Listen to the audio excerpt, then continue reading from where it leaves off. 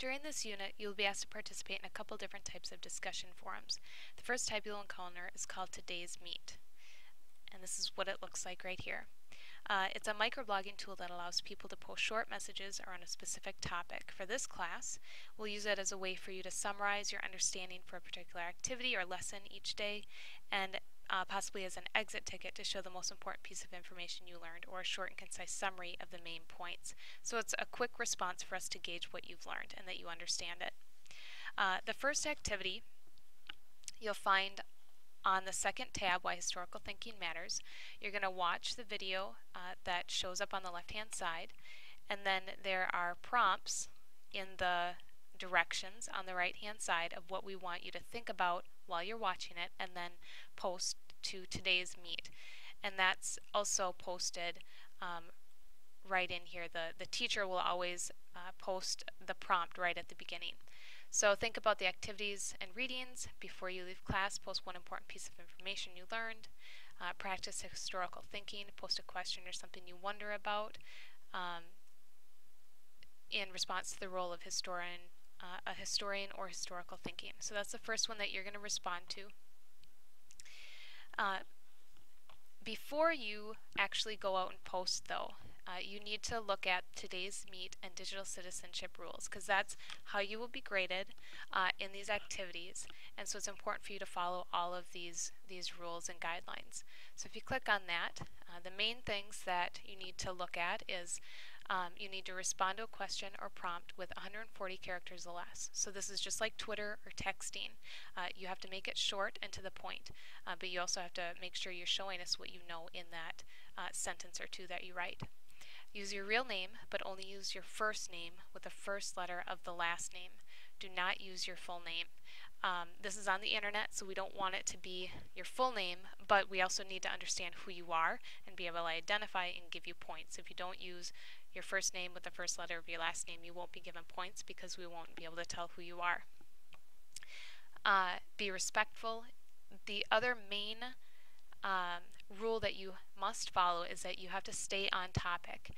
Points will not be given if you post anything off topic. So if you make one random post that is just to say hi to a friend or whatever random thing you want to post, that will take away your points. So it needs to be on topic about what the teacher has asked you to discuss.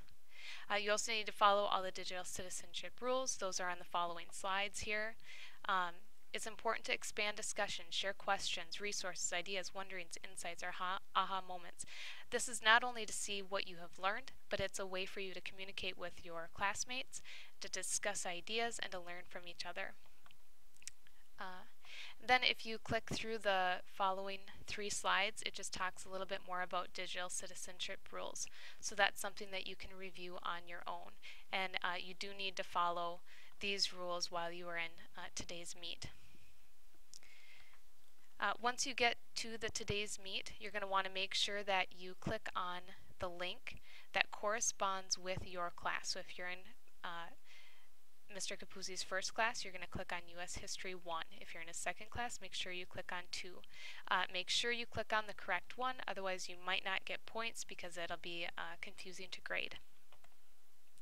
Once you click on the class that you are in, all you have to do is type in your name, and I've given you instructions to type your first name with the first initial of your last name and then hit join. After that, all you have to do is type in your response to the question. And then if you watch in the upper right hand corner, it shows you how many characters you have left. So I start off with 140, and then it will keep going down as you use up characters. So it'll cut you off after 140 characters, so make sure it stays within that time frame.